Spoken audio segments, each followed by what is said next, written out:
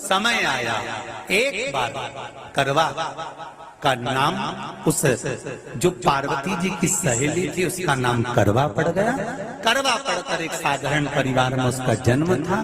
पति के साथ संग में रह रही थी। पति को थोड़ा शरीर में शिथिलता हो गई थी और वो शिथिलता को देखकर पति को लगी प्यास। जब प्यास लगी तो पानी पीने के लिए पति सरोवर के पास गया। जरा ध्यान देना इस कथन। पति गया सरोवर के पास में।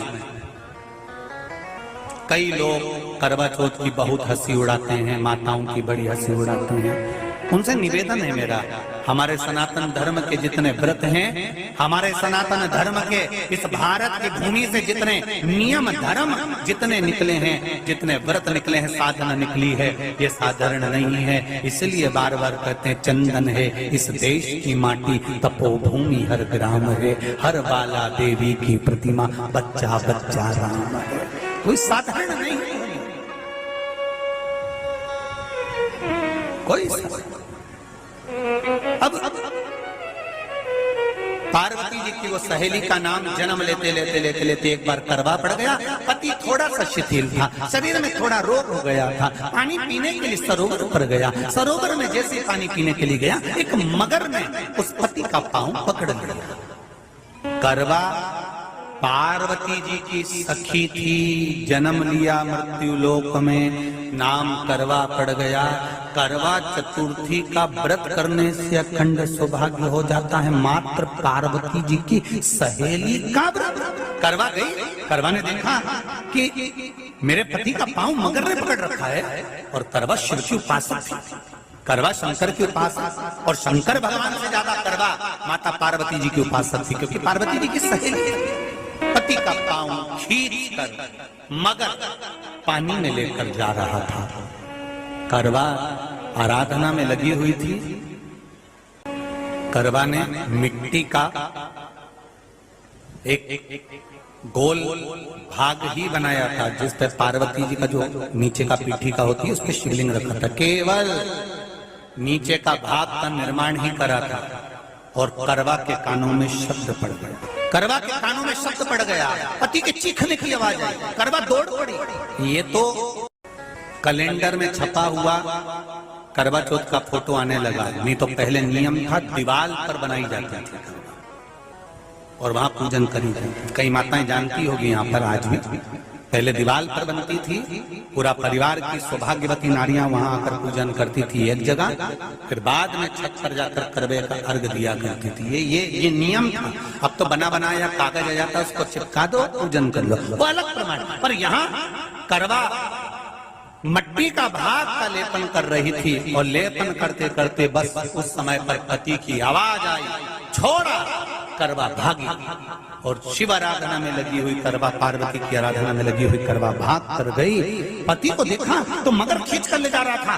करवा ने अपना चीर फाड़ कर मगर की पूंछ को पकड़कर खींचा, और कितना सात्विकता में बल होगा जरा विचार करना कि मगर को खींच कर वृक्ष के नीचे ले गई, और वृक्ष के नीचे नहीं जा पाई तो वहीं पर घाट के ऊपर घास लगी हुई थी। इसलिए आज भी करवा चौथ के व्रत में आपने देखा होगा कुछ सलाखें, कुछ घास आपको मिल जाती है।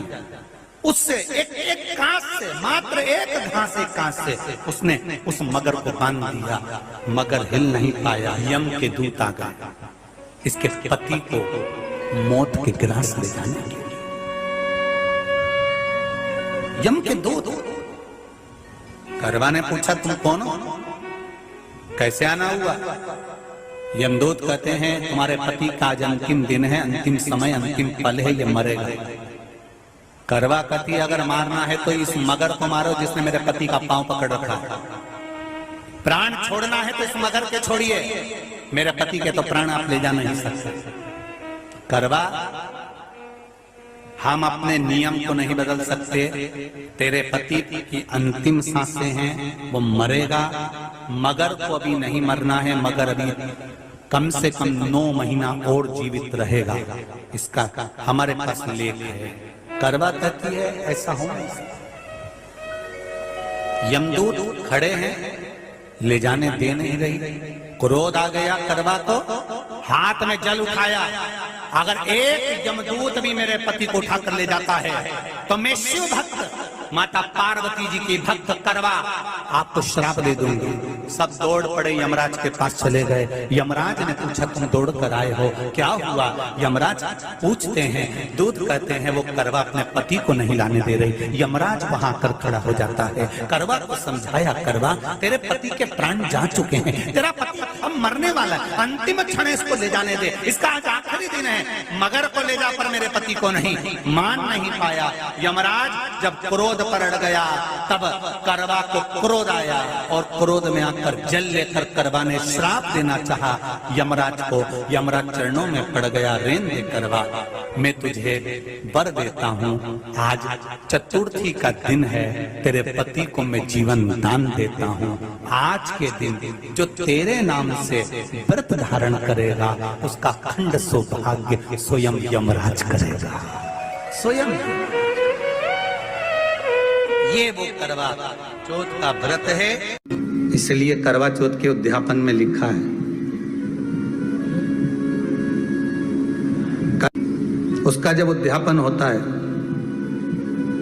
तो एक थाली में 13 जगह पर 4-4 पूड़ी रखी जाती है। आप लोगों को तो मालूम होगा, आप लोगों ने करा होगा करवा चौथ का उद्यापन। एक थाली में 13 जगह पर पूड़ी और सीरा, सीरा मतलब हलवा रखा जाता है। और रखने के बाद में उसके ऊपर एक पत्तल रखकर उस पर सुहाग का वस्त्र, साड़ी, 5 वस्त्र, सुहाग सामग्री सब उस पर रखी जाती है।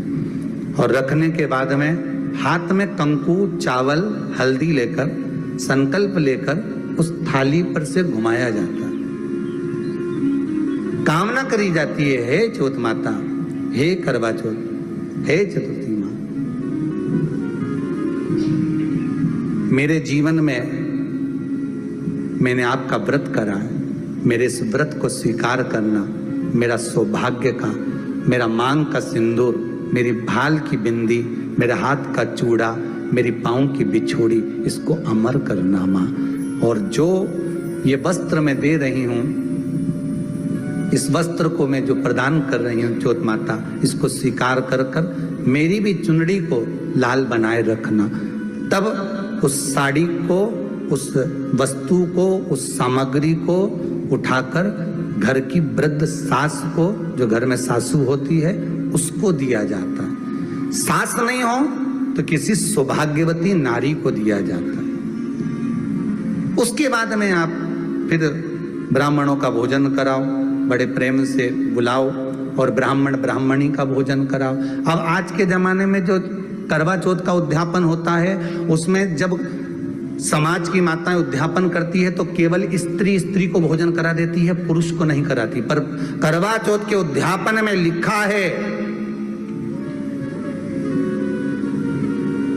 कि ब्राह्मण का भोजन होना चाहिए, उसके साथ सौभाग्यवती नारी आए, उसकी पत्नी। पर अपन ने तो सोचा कि चौथ माता का उद्यापन है तो केवल स्त्री स्त्री को खिला दो, उद्यापन का पूर्ण फल मिल जाएगा। नहीं, उसका सुख नहीं और देने का भी फल है महाराज। करवा चौथ का उद्यापन करो तो भोजन करने उसको बुलाओ जो अपने घर का हो, उसको उद्यापन में नहीं गिनो। अपने घर के लोगों तो वैसे ही भोजन करेंगे, घर का व्यक्ति तो वैसे ही भोजन करेगा ना, पर अपन ने उन्हीं को गिना। ने हमारी बड़ी जीजी के गिन लो, ने छोटी जीजी गिन लो, ने भांजी के गिन लो, ने उसके गिन लो, ने उसके गिन लो, ने 13-14 ऐसे इकट्ठा कर लिया, ने साहब ये अपने इकट्ठे हो गए, ये तो अपने हो गए। ये तो तुम उद्यापन करोगे तो घर में इनको तो जिमाना ही पड़ेगा क्योंकि तुम्हारे रिश्तेदार है। दूसरे को जिमा कर जब हम दान देते हैं, दान उसको लगता है जो दूसरे को दिया गया। कई लोग कहते हैं हमने बहन बेटी के दे दिया, तो बहन बेटी क्या दान लेती है? किस पुराण में लिखा है कि बहन बेटी दान लेती है? हमको वो भी बताना कि बहन बेटी दान लेती है, क्योंकि बेटी तो खुद कन्यादान में जाती है। बेटी का कन्यादान होता है, वस्तु का दान नहीं। बेटी खुद दान में दी जा रही है, कन्यादान में। बेटी कभी दान नहीं लेती महाराज, बहन बेटियां कभी दान नहीं लेंगी। और बहन बेटियों को कह भी देना चाहिए, अगर भाभी बोले कि हमने जीजी को दान मान नहीं ले रहा है, देना हो तो ठाट से हमारा हक दे रही हो। हम साल भर में आते हैं तो राखी पे साड़ी दे रही हो, ये हमारा हक है क्योंकि हमारे मकान में रह रही हो, हक दे रही हो। दान नहीं, दान देना है तो पंडित जी के दो, दान देना है तो ब्राह्मण को दो, गौ माता को दो।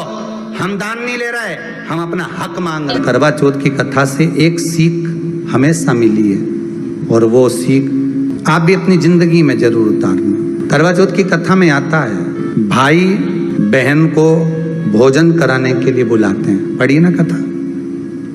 उस दिन भाभीियों का भी करवा चौथ का व्रत है, सेठानी का भी करवा चौथ का व्रत है और बेटी का भी करवा चौथ का व्रत है। पर भाई जब भोजन करने बैठे तो बहन को आवाज लगाई, आजा जीजी भोजन कर ले। दीदी आओ भोजन करो।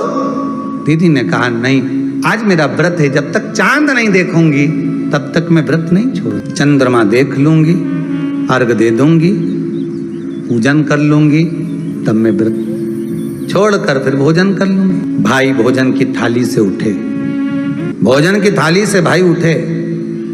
सबने विचार कर लिया, एक काम करो, जीजी भोजन नहीं कर रही है, दूर जाकर वहां आग लगाओ, टेकरी के ऊपर श्री शिवाय आग लगाना। श्री शिवाय एक चलनी इतनी बड़ी ले जाओ, उस चलनी को दिखाना आग में। मैं जीजी से कह दूंगा, वो चांद निकल गए और जीजी अर्घ दे देगी, अर्घ दे देगी, भोजन कर लेगी। बेचारी कब की भूखी, सुबह से उसने कहीं खाया नहीं। ये व्रत वाले दिन सबको बहुत दया आती है, बाकी के दिन कहाँ चले जाते हैं। अब दया आ रही है भाइयों को। करवा चौथ की कथा बहुत ज्ञान की कथा है।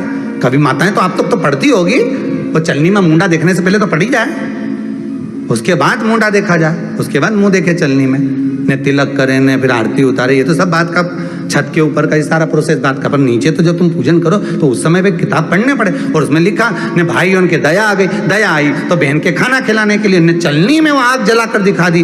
तो इतने में बहन ने अर्घ दिया, अर्घ दिया तो भाभी उन खड़ी थी, हाथ जोड़कर कहा, जीजी तुम्हारे भाइयों ने तुम्हारे लिए वहां आग लगाई है और चलनी में मुख दिखा रहे हैं, मत अर्घ दो, ये झूठा है अर्घ, तुम ये चांद नहीं है भाभी। जीजी मानो तो ननंद को समझाया, पर प्रेम इतना ज्यादा था भाई बहन का, सुनी नहीं। नमस्तुभ्यं श्री शिवाय। कथा कर रही है, भाभी समझा रही है ननंद को। करवा चौथ की कथा में लिखा है। आप लोग कहोगे कि सियोर वाला महाराज कहां से बोल रहा है, तो करवा चौथ की कथा में से पढ़ लेना। भाभी ने समझाया, मत करो पूजन, ये गलत है। नहीं मानी, तुम तो हमारा अहित चाहती हो। कर दिया पूजन, अर्घ भी दे दिया, जाके भोजन कर लिया। सब तरह से गणेश जी का अपमान हो गया, बर्बाद कर दिया भगवान। रोने लगी, बिलखने लगी। पूछा, अब माँ के गले लगकर रो रही थी सेठानी के माँ, बर्बाद हो गई मैं, सब कुछ नष्ट। माँ की आंख में आंसू थे। गलती क्या हुई है कुछ मालूम है? मुझे लगता है कि पिछले वर्ष जो करवा चौथ पर पूजन करी थी तो भाइयों ने आग जला दी थी, ये भाभियों ने कहा था। तो सास बोली, तेरी भाभियों ने तुझे पहले नहीं बताया? नहीं मां, मैं अर्घ दे रही थी तभी भाभियों ने कह दिया था कि यह चांद नहीं, तुम्हारे भाइयों ने तुम्हें भोजन कराने के लिए चलनी में अग्नि दिखाई है। तो बेटी गलती तो तेरी है ना। सवेरे से लेकर शाम तक जब भूखी रही, 8 बजे तक भूखी रही, 9 बजे तक भूखी रही, ने टोरा टोरी ने छोरा छोरी के बार बार छत पे भेज रही, देख के तो आया कि नहीं आया, देख के तो आया कि नहीं आया। तूने अपमान कर दिया गणेश जी का। ऐसा पिछली बार गलती हो गई मुझसे, वो गलती कैसे स्वीकारूं मैं, कैसे कैसे सुधारूं मैं, कैसे गलती को संवारूं। गलती को सुधारने के लिए मट्टी के करवे के साथ में शक्कर का करवा रखा जाता है। ध्यान दीजिएगा, शक्कर का करवा जानते हो, वो मीठा जो करवा होता है, मीठा जो करवा होता है, वो कब प्रयोग में करा जाता है? या तो पहली बार करवा चौथ का व्रत उठाते हैं उस समय पर, या फिर उद्यापन के समय पर, या फिर कोई गलती हमसे हो गई तो मिठाई का जो शक्कर का, शुगर का जो करवा होता है उसको भरा जाता है कि मेरे से पिछले वर्ष जो गलती हो गई, क्या गलती हो गई भगवान, बस उस गलती को संवारने के लिए उसको भर मिलता है बाजार में। आपने देखा कि नहीं देखा वो पता नहीं, पर मार्केट में आता है शक्कर का करवा, शुगर का करवा भरा। गलती भाइयों ने भी कर दी। कभी कभी हमारी सहानुभूति, कभी कभी हम दूसरे को समझाने के चक्कर में अपना तत्व दिखाने के लिए गलती कर जाते हैं। अपना तत्व दिखाने के 16 सोमवार का उद्यापन कब होता है? प्रदोष काल में, शाम के समय। हम पूजन करने कब बैठ जाते हैं? दोपहर में 12 बजे, 1 बजे। हरतालिका तीज की पूजन का पहली पूजन कब होती है? प्रदोष काल में। प्रदोष के बाद करते रहो। कई लोग पूजन कर लेते दोपहर में 2 बजे। चाय पीना पड़ेगी, भूख लग रही है, कुछ खा लूंगी, मना नहीं, पर समय का भी तो भान करो। दुकान खुलने का भी एक समय होता है 8 बजे, दुकान बंद करने का समय होता है 10 बजे, कथा का समय होता है 2 बजे से 5 बजे तक। सबका एक समय होता है कि इतनी बजे से इतनी बजे तक रहेगा। उसी तरह हर पूजन का विधान है, समय है। सुबह 4 बजे से लेकर रात्रि के चंद्र आए जब तक आप भूखे रहते हो करवा चौथ के दिन। फिर जल्दी किस बात की है? क्यों इतनी जल्दी है? वहां जाओ, वहां देख के आओ चांद आया कि नहीं, वहां जाओ, वहां देख के आओ चांद आया कि नहीं आया। अगर भगवान को दर्शन देना है और तेरे व्रत में अगर प्रबलता है तो भगवान तो छत के ऊपर पर आकर खड़ा हो जाएगा। तो विश्वास तो रख, भरोसा तो रख। श्री शिवाय नमस्तुभ्यम। हर हर महादेव। यह उपाय आप करवा चौथ के दिन जरूर करें। इस उपाय को करने से आपके पति की लंबी आयु होगी। तो इस उपाय को करें और जीवन भर खुश रहे। श्री शिवाय नमस्तुभ्यम। हर हर महादेव।